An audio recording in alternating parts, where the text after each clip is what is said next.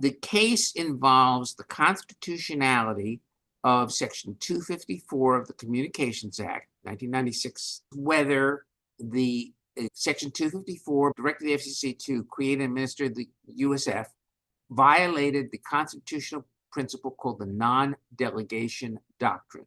It certainly seemed like the Supreme Court was very skeptical of the challenges in that case and seemed to think that Section 254 might withstand scrutiny. We have had 5 years of litigation about the constitutionality of USF. Within weeks, the court could give a thumbs up or thumbs down on whether the current structure can continue in place. So what happens in the next few weeks could have an enormous impact on the future of USF. We have a dwindling base of voice services that have been supporting this fund for almost 30 years. And that is why the contribution factor has risen to well above 35%. Universal service really is just important for pretty much every American.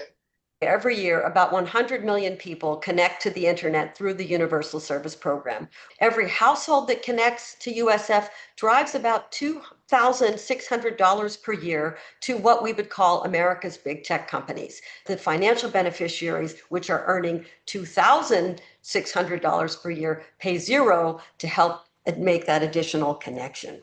The original theory of universal service was that those who benefit most from the network are the ones who should be paying.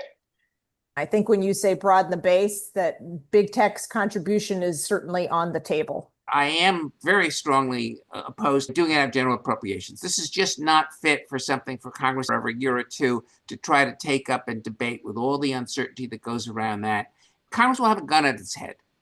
And that is just about the only way that Congress actually gets anything done. I very much hope that this is a policy debate that policymakers will have time to work carefully on and deliberate on, rather than having to figure that out in kind of a mad scramble in the wake of an unfortunate Supreme Court decision.